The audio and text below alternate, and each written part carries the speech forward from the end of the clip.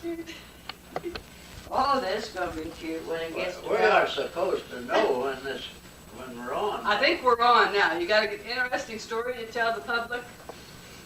Well, I don't think you ought to know, because that I gives you mic fright. Mike Fright? Night flight? Mike Fright. Fright. Night flight. He said we shouldn't know. Never met him. Never met him?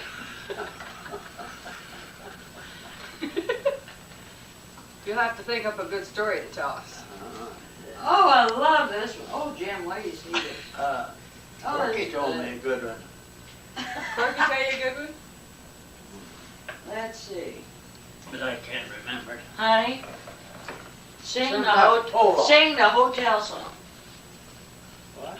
The hotel song. Sing Oh. the hotel song. Yes, you've never, At the hotel where I stay. Whoops. Wait a minute. right. It is turning my hair gray, and the landlord is always full of beer. They use brickbats there for soap, and you wipe upon a rope. In that turned old dirty hash house where I stay. Isn't that awful? Well, what's Terrible. awful about that? What's awful about it? Oh. Mike Fright? Yeah, Mike Fright.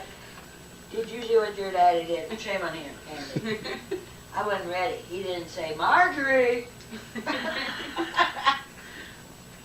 That's a girl. Now here's.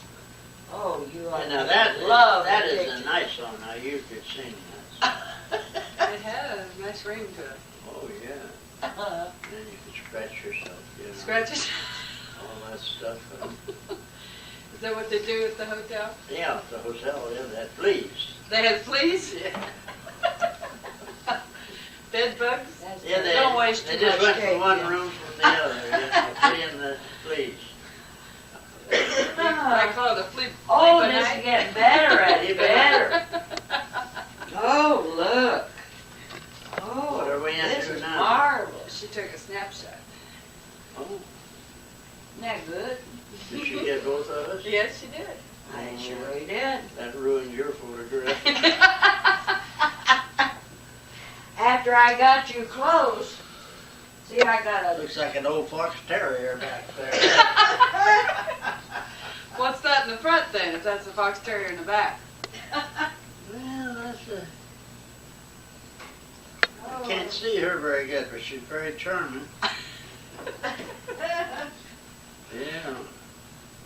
Quite a contrast there. Yes. Wonder if Marge and Pan are down at the motel.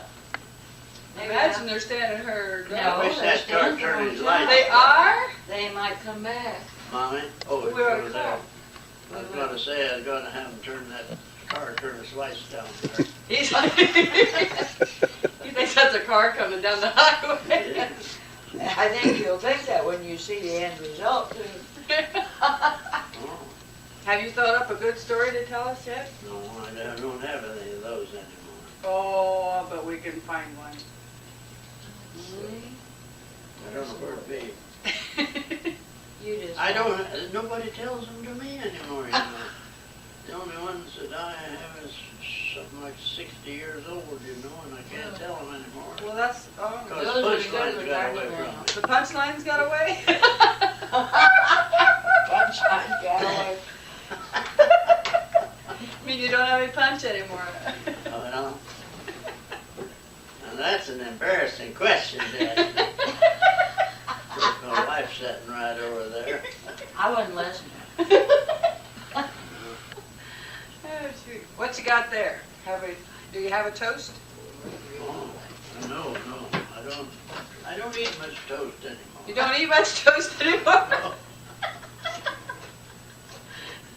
It solidifies. Oh, really?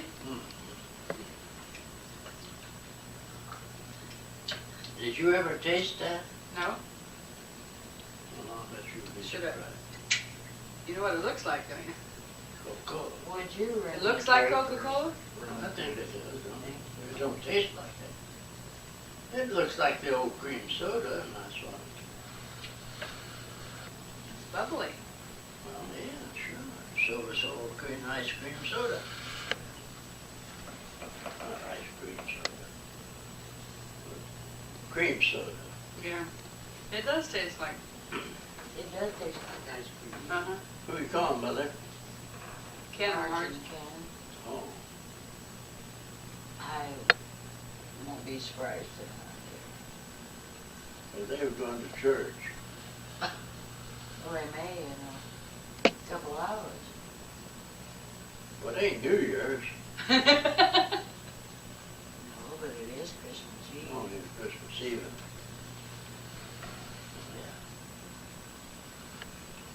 So you like that song Oh, about all right, the thank you. hotel? Yeah, I like that. They're not in their room right now. I don't think I got that. You didn't get the song? Oh. Is that microphone going to pick it up all right? Hope so. I should have a reduction for that.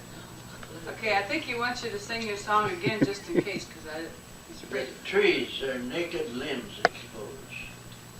No wonder the corn was shocked.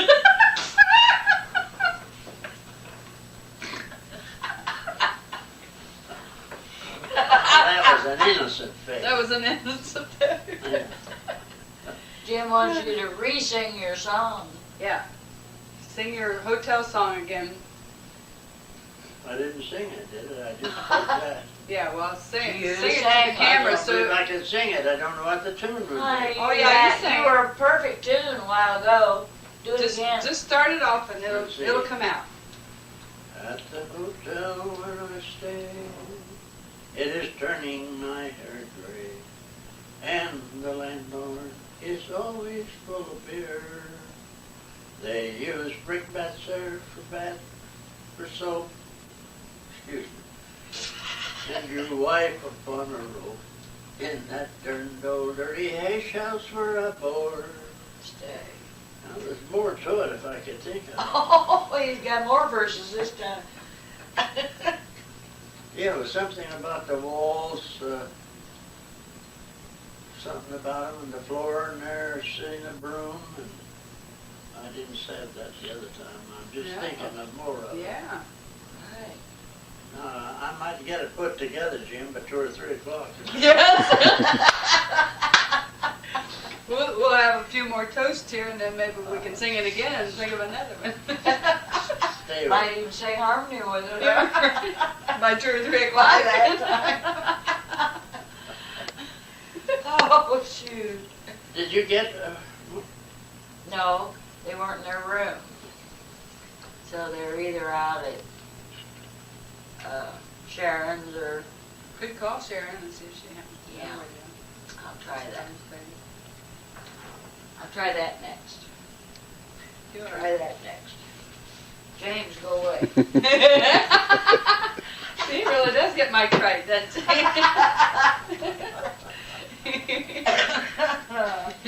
he's not, people I are did. going to think I'm a hell of a person, ain't they, when they get that. Well, they've He been gets that wanting, all on the they've been film. wanting to get this intimate And tape you're the of you preacher's for a long son. time. Preacher down at your house, and then runs that film through, and they say, well, who is that old man? The preacher might come up with some new sermons. Oh, yeah, I never remember a lot of her first sermons.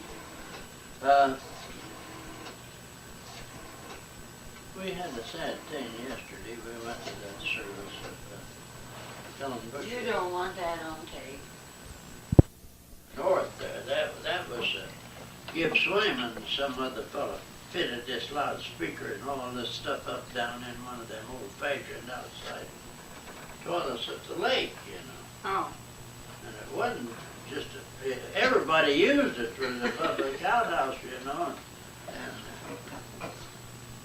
And then men would rush in there, you know, and then they'd say the darndest things, you know, and hell, he'd be all excited and whatever. Well, none of the average It was person always at good home. enough that it stopped whatever was going on. Well, women would rush out of there, you know, screaming and everything.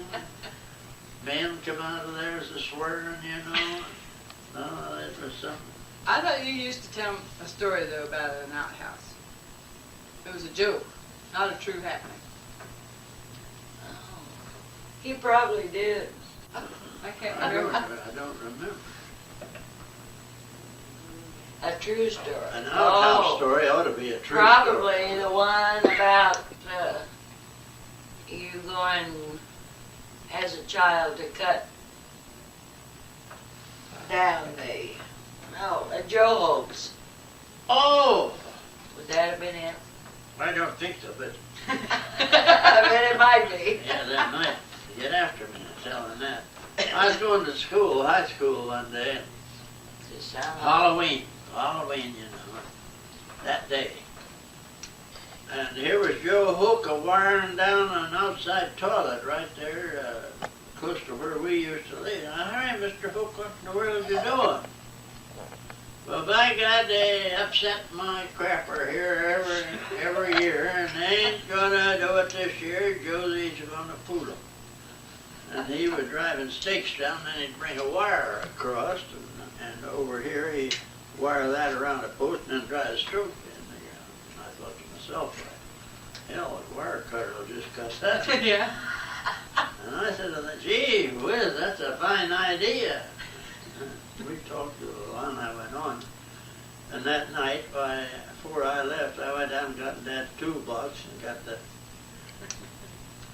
wire cutters out and stuff he written on. And Leland Robert and Jim Potter and I went up there and clip, upset the damn shit out.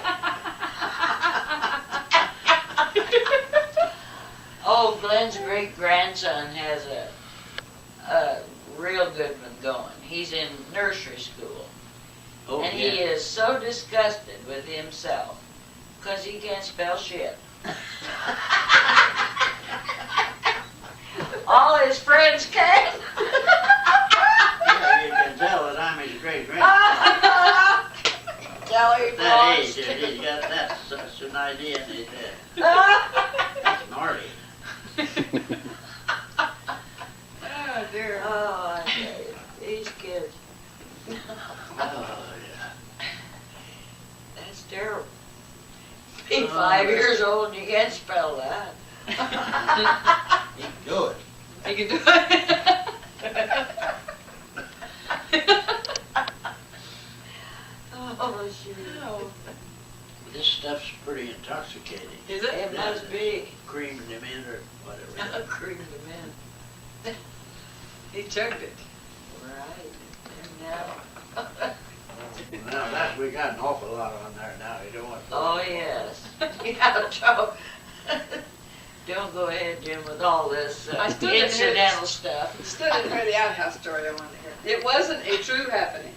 It was It was. a joke. It was a story, an old story. That wasn't it. Okay, we gotta think some more.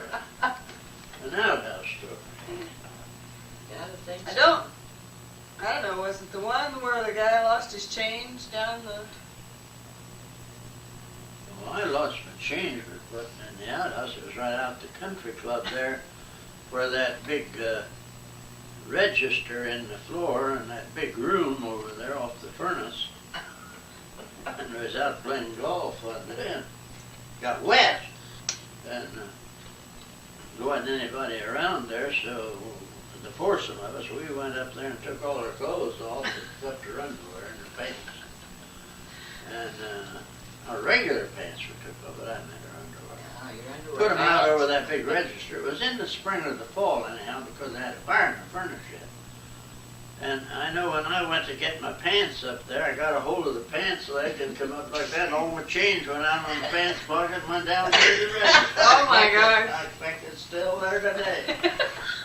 God, that's been All melted. Oh, well, I'll bet that was 55 years ago. oh my goodness.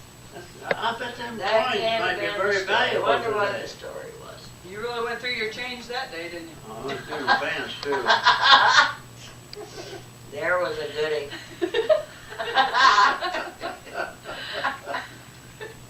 Oh, golly. Did you appreciate that one, Candy? She loves your pillow.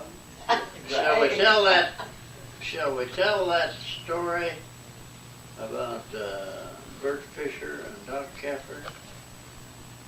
And I think probably. Charlie Adams and I. With I think Glen that would Marge. probably be a good one. You never heard this. Get over here and sit down. Okay, I'll sit right She's beside gonna Mark. sit by me. Oh. Yeah. One Sunday morning, we was out there playing golf on hole 5. And, Susie Savoy lived in that little house. It was the little house then where Junior Adelsberger lives now. And she had chickens.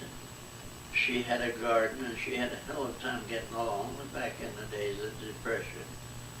And we drove on hole 5. It was a par 4 hole, and we got up there and got the ball and looked, and there was Mary Savoy's old rooster out there in front of number 5 green with 2 old hens, great big old Plymouth Rock hens. And Kef, I think it was, he was always very thoughtful.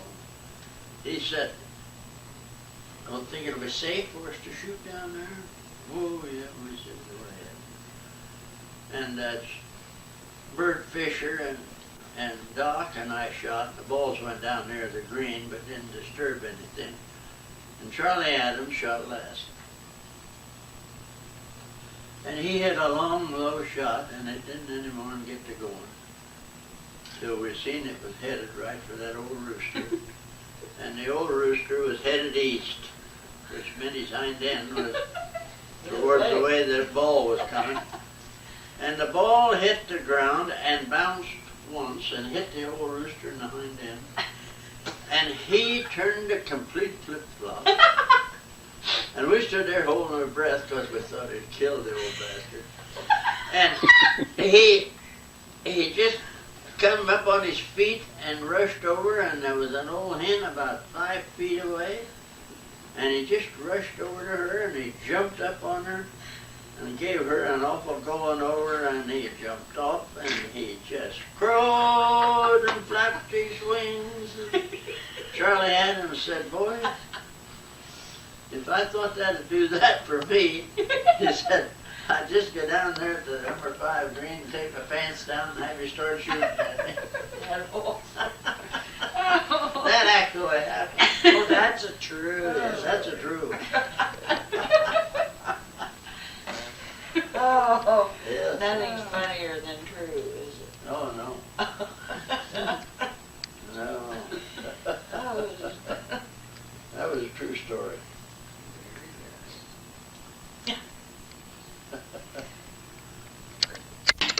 no. Oh, a lot of other stories happened, yeah. That's what I mean. The Yes. cow manure story, you know. Oh, Well, well, that sounds like a good one. I think you ought to tell that one, yes. Well, I wasn't in that foursome. I was, Well, but it's such a true story. oh yeah, that was Pearl Turner and Artie Bickle that Lois had the one hand off. He didn't then, that was before that happened. And I think it was Lee Welborn and Cliff Fisher. These names can all be looked up in Union City Annals. And they were playing a 2-ball foursome, that is, they just used 2 fellas played the 1 ball. And they shot off up on number 9, and we didn't have enough money in those days to have the fairways all mowed. And Harry Bickle put his cows in there. And the natural result was that at certain times, the cattle had to relieve themselves. And as you know, when they got done with anything like that, there was just like a custard there on the ground. You know anything about cow shit? Yeah. Well, you know what I mean by custard. Well, anyhow, this ball rolled right up and rolled up on one that was just dry enough to hold it up. Oh, no. Yes, it did. It stopped right there. Well, the other foursome that I was in was coming down on the other fairway, and there laid that white ball right on top of there. And so they got in a hell of an argument over there. They wanted to move the ball, and the other 2 wouldn't let them move the ball. And I forgot forget who had to shoot. And he got over there and he wiggled and wiggled and wiggled and swung and just touched that damn ball and drove it down in there. Just drove it down in just enough to it was just about halfway down in the custard. And then it was Harry Vickles. And he never said a word. And he just got up there and he just opened the blade on that number 9 iron he took. And he just swung through there and that took the cow shit out. And he just went through there and the other 3 fellas were just covered and sprinkled with cow shit and the ball flew about 15 feet and stopped. Harry never had a bit on him. Oh, sure. He directed it. He really directed it. Oh, that was a goodie. Then everything quieted down right after that. There wasn't any more yelling and hollering or anything. Quiet. Now we ain't gonna tell anymore. Oh, no, that caps everything.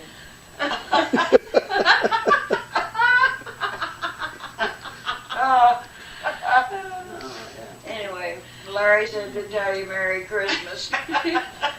Oh, shoot. Was it Larry you was talking to? Oh, Not Mary. no, Larry. Oh, good. You Oh, I'm know, glad he I thought to call us. got to Richmond and back. Yeah, I was here all alone and I'd laid down. I was taking a nap when there was Marge and Ken came. And I didn't have glasses on. Oh, you didn't get to see And him? I couldn't, and I I swore just it was returned. Trudy down here, Trudy Oh. Smith. You know John Smith. Yeah. Oh, I thought it was Trudy. And especially so because she'd been working around here. And the funny part of it is that Trudy's mother, Rudy. Trudy Smith's mother, Yeah, I know. and Marjorie are good friends. Remember we seen them eat, and they came up to the Little Richards to eat together one day when we went. Marjorie Draper and Helen Dunn. Yeah, yeah, that's true. That's Trudy's mother. Right. Yeah. Well, I thought it was Trudy. Well, her hair and everything, the way she done it, and them glasses on. Oh, yes.